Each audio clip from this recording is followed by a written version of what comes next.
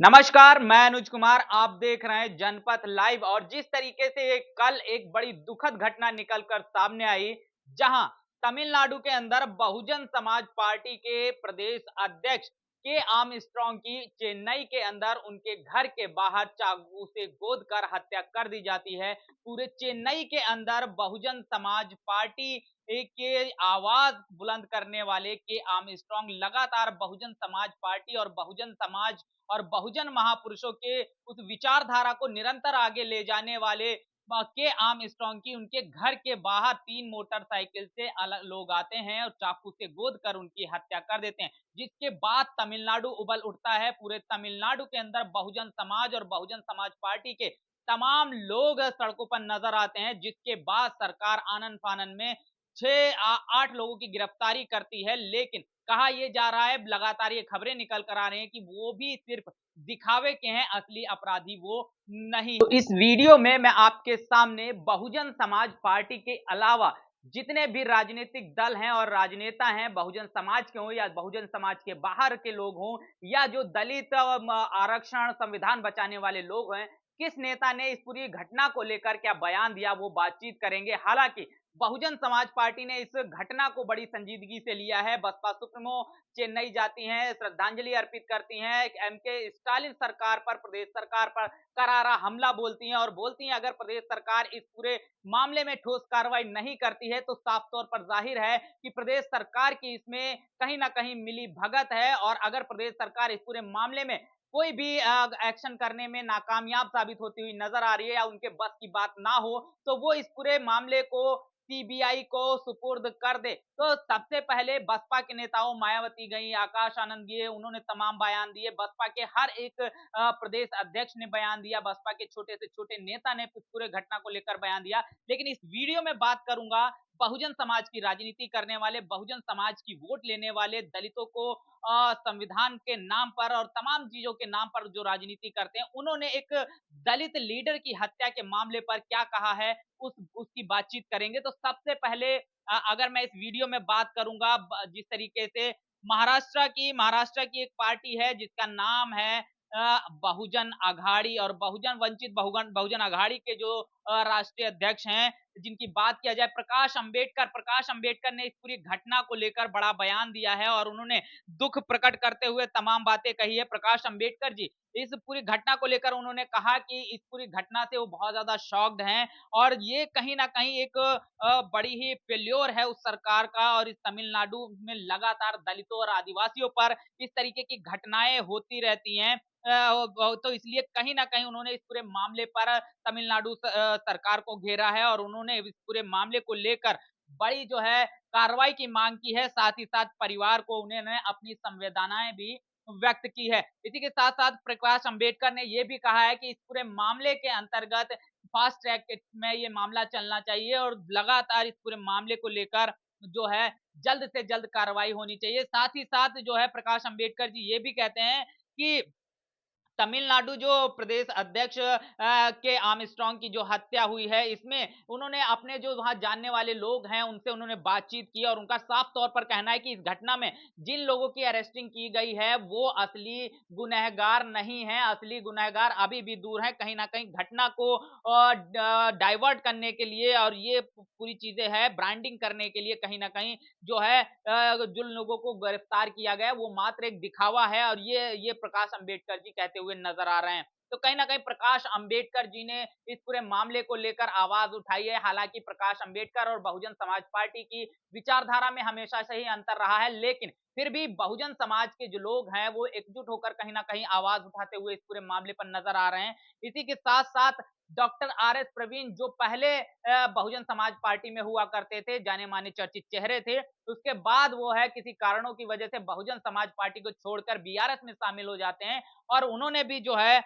इस पूरे मामले को लेकर बड़ा बयान दिया है और वो कहते हैं कि वो इस घटना से बहुत ज्यादा शॉक्ड हैं। बीएसपी जिस तरीके से प्रेसिडेंट की जो हत्या चेन्नई के अंदर की गई है और उन्होंने बोला है कि इस पूरी बात को लेकर जो है उन्होंने संवेदनाएं व्यक्त की है और कहा है कि जो नेचर है, जो प्रकृति है, उनके परिवार को ये दुख सहन करने की शक्ति प्रदान करे, इस बात की वो बात कहते हैं और इस कहीं न कहीं इस पूरी मामले को लेकर उन्होंने भी अपनी आवाज़ को बुलंद किया है। इसके साथ ही साथ अगर मैं बात करूँ चंद्रशेखर आज़ाद रावण, तो चंद्रशेखर आज़ाद रावण जो आज़ाद समाज पार्टी के नेता हैं, उन्होंने भी इस घटना पर अपनी जो है दुःख व्यक्त किया है। इसकी निंदा करते हुए उन्होंने कहा है कि तमिलनाडु सरकार इस पूरे मामले की उच्च स्तरीय जाँच करे और दोषियों के खिलाफ सख्त कार्रवाई की माँग की है उन्होंने। इसके साथ ही साथ मैं बात करूँगा देश के जाने-माने पत्रकार बहुजन समाज का जाने-माने चेहरा है दिलीप मंडल। दिलीप मंडल जी ने इस पूरे मामले को लेकर बड़ी आवाज़ बुलंद की है और उन्होंने साफ तौर पर कहा है कि ये मौत पहाड़ से भारी है। एक व्यक्ति सतह से उठकर आता है और समाज के सबसे वंचित लोगों की आवाज़ बन जाता है। ऐसे में बहुत कीमती है कि सरकारों को पता होना चाहिए कि समाज इस मामले में बहुत सीरियस है, सज़ा देनी होगी, जल्द देनी होगी, फांसी की सज़ा होनी चाहिए। दिलीप मंडल साहब ने साफ तौर पर बड़ी मांग कर दी है कि इस पूरे मामले को लेकर सरकार इस पूरे मामले को सीरियसली ले और इसमें जो भी दोषी हैं उन्हें अरेस्ट करके फास्ट ट्रैक कोर्ट में मामले को चलाकर फांसी की सजा होनी चाहिए। ऐसी मांग जो है दिलीप मंडल साहब करते हुए नजर आ रहे हैं। इसके साथ ही साथ बहुजन समाज के लिए दिलीप मंडल साहब ने एक बड़ा संदेश भी इस घटना के माध्यम से दिया है और उन्होंने लिखा है यूपी के जिन बहुजनों ने अपने घर जलाकर समाजवादी पार्टी का कांग्रेस का घर बसाया है, वह दलित उत्पीड़न, हत्या जैसे मामलों में आपकी आवाज बनेगी। बड़ा सवाल उन्होंने किया है, क्या वो समाजवादी पार्टी जिसको जिसको दलितों ने अपना घर जलाकर जिसे आगे बढ़ाया है, उसका घर बसाया है, क्या वो दलित उत्पीड़न, उसकी हत्या जैसे मामलों पर आपकी आवाज बनेगी? सपा या अखिलेश यादव तो आर्मस्ट्रांग की हत्या पर एक बयान तक नहीं कर पाए हैं। बड़ी बात उन्होंने कहा है, कहीं न कहीं उनका ये भी इशारा है कि अगर अखिलेश यादव इस पूरे मामले को लेकर बयान देंगे, तो एक खास वर्ग है वो अखिलेश यादव से नाराज हो जाएगा, इसलिए अखिलेश यादव इस पूरे मामले को लेकर किसी भी तरीके के बयान देने से बचते हुए नजर आ रहे हैं और उन्होंने अब दलितों को बड़ा संकेत देते हुए कहा है कि अपने घर को बचाओ और जस्टिस फॉर आर्मस्ट्रांग, ये ट्रेंड भी दिलीप मंडल साहब ने चलाया है। इसके साथ ही साथ अखिलेश यादव, उसी दिन का अखिलेश यादव का ट्वीट है और अखिलेश यादव समस्त देशवासियों को भगवान जगन्नाथ की यात्रा शुभारंभ होने पर उसकी बधाई दे रहे हैं और उस वीडियो पोस्ट करके अखिलेश यादव ने ये बधाई दी है। जबकि पूरे देश के अंदर बहुजन समाज के एक सिर्फ वो बहुजन समाज पार्टी के ही नेता नहीं थे, बहुजन समाज के नेता थे। आप इस बात को इस चीज से समझ सकते हो कि जब उनकी हत्या हुई और उनके अंतिम संस्कार में लाखों की भीड़, लगभग 10 लाख के करीब लोग वहां तेलंगाना के अंदर थे, पूरा तमिलनाडु, माफ कीजिएगा, पूरा तमिलनाडु जो है वो रोड पर था, सड़क पर था और उनके लिए आवाज उठा रहा था। ये सिर्फ बसपा के ही नेता नहीं थे, बहुजन समाज के लिए निरंतर प्रयासरत थे। तमाम स्टूडेंट, तमाम बुद्ध विहार, तमाम तरीके से लगातार वो कार्यरत थे और अखिलेश यादव से उस बहुजन नेता की हत्या पर एक जो है ट्वीट तक नहीं किया। उसी तरीके से राहुल गांधी जो है अभय मुद्रा दिखाते हुए अपनी फोटो पोस्ट कर रहे हैं। वो शिव जी की जो है अभय मुद्रा दिखा रहे हैं कि डरना नहीं है। संसद जाने से पहले वो बाबा साहब भीमराव अंबेडकर और संविधान को दिखा रहे थे कि संविधान है हमारे पास, हमको डरने की जरूरत नहीं है, हम संविधान की वजह से मजबूत हैं, संविधान हमें मजबूती प्रदान करेगा। लेकिन जैसे ही वो सदन में जाते हैं और वो कहते हैं कि भगवान शिव ने हमको मजबूती प्रदान की है, भगवान शिव की अभय मुद्रा जो है वो हमें मजबूती प्रदान करती है, तो वो भगवान शिव की अभय मुद्रा की फोटो पोस्ट करते हुए नजर आ रहे हैं। नरेंद्र मोदी देश के प्रधानमंत्री ने भी ये जो है इस पूरी रथ यात्रा को लेकर बधाइयां तो दी है, लेकिन एक दलित नेता की हत्या हो जाने पर उनसे भी एक शब्द नहीं निकला। जबकि आप देखेंगे कि गैर बीजेपी जो राज्य हैं जहां पर बीजेपी के शासन सत्ता नहीं है, वहां पर इस तरीके का कोई मामला आता है तो कहीं ना कहीं आप देखते हैं कि तमाम राजनीतिक दल जो विपक्ष में है, चाहे जैसे वहां पर एमके स्टालिन की सरकार है जो कांग्रेस या इंडिया अलायंस के एक सहयोगी दल हैं, लेकिन बीजेपी ने भी वहां पर इस तरीके से हमलावर या किसी भी तरीके का बयान नहीं दिया है। और जबकि आप देखते हैं कांग्रेस शासित राज्यों में कोई घटना होती है तो बीजेपी हाय हल्ला मचाती है, बीजेपी शासित राज्यों में कोई घटना होती है तो वहां पर कांग्रेस हाय हल्ला मचाती है। देश के जाने माने लीडर, कांग्रेस को दोबारा जिंदा करने वाले मल्लिकार्जुन खड़गे, जो कांग्रेस के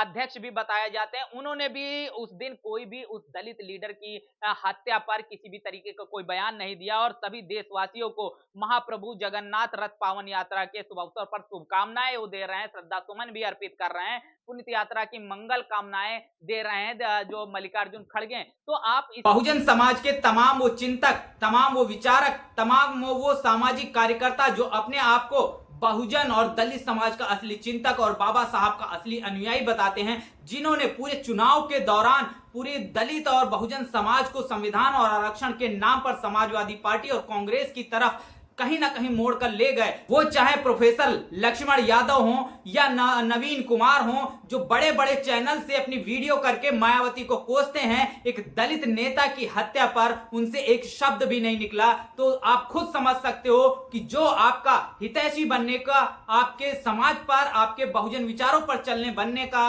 एक ढोंग करते हुए नजर आते हैं, वो कभी भी आपके सच्चे हितैषी नहीं हो सकते हैं। इस पूरे मामले को लेकर लक्ष्मण यादव जैसे नेता, लक्ष्मण यादव अब तो मैं उन्हें नेता कहूंगा नहीं, सामाजिक चिंतक कहूंगा भी नहीं, क्योंकि वो समाजवादी पार्टी के एक नेता हैं और उन्होंने भी एक ट्वीट तक नहीं किया। जिनको फॉलो करके, जिनके विचारों से प्रभावित होकर, और ये वही लक्ष्मण यादव हैं जिन्होंने कहा था कि अगर बाबा साहब होते तो हम उनसे बहस करते। उन लक्ष्मण यादव से प्रभावित होकर इस दलित समाज ने, बहुजन समाज ने अपने घर को जलाकर सपा के घर में रोशनी की है और उसका परिणाम आज वो भुगतता हुआ नजर आ रहा है। लेकिन फिर भी ये तमाम समाजवादी पार्टी हो या लक्ष्मण यादव हो या उनके जैसे तमाम जो चिंतक हैं, तमाम जो बहुजनों के और दलितों के ठेकेदार बने फिरते थे, उनसे इस दलित नेता की हत्या पर एक शब्द भी बोला नहीं जाता, एक संवेदना तक व्यक्त नहीं की जाती है। चीज से एक चीज तो समझ सकते हो कि पूरे देश के अंदर दलित, एससी, एसटी समाज पर कोई भी अत्याचार होता है तो आपकी आवाज उठाने वाला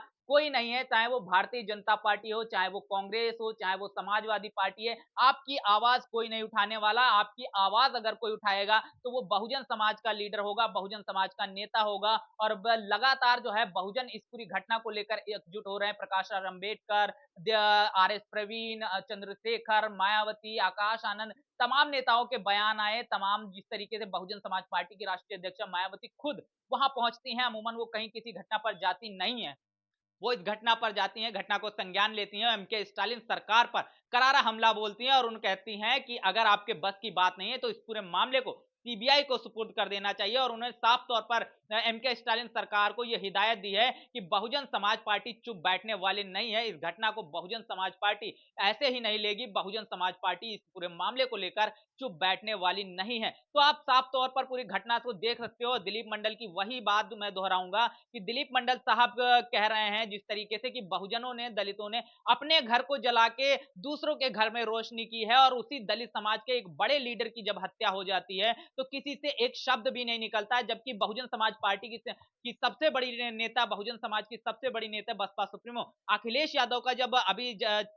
हफ्ते भर पहले जन्मदिन था तो उस जन्मदिन पर अखिलेश यादव को बधाई भी दी थी। तो आप देख सकते हो कि बहुजन नेता तो अपनी बहुजन आइडियोलॉजी पर निरंतर कायम है, लेकिन जिन लोगों ने आपका वोट लिया संविधान और आरक्षण को बचाने के नाम पर, आपको सेव करने के नाम पर, ना उनसे अलीगढ़ के मामले पर आपसे आवाज उठाई गई, ना मुस्लिमों पर देश के अंदर जो अत्याचार हो रहा है उस पर आवाज उठाई जा रही है। अब जब इस बहुजन समाज की स्वतंत्र लीडरशिप या उसकी हत्या इस तरीके से की जाती है उस पर भी आवाज नहीं उठाई जाती है। और बहुजन समाज पार्टी की राष्ट्रीय अध्यक्षा मायावती जी ने भी, अगर उनके पास सिक्योरिटी ना होती तो इसी तरीके की घटना उनके साथ भी हो सकती थी, क्योंकि मायावती जी ने पहले ही, अगर आप देखेंगे, जनवरी में ही ये बात उठाई थी कि उनको उनकी हत्या की आशंका है। और कहीं ना कहीं बहुजन समाज पार्टी के जिस तरीके से प्रदेश अध्यक्ष की हत्या हुई है तो उस तरीके की घटना बहुजन समाज पार्टी की राष्ट्रीय अध्यक्षा मायावती जी के साथ में ना हो जाए, कम से कम उनके साथ में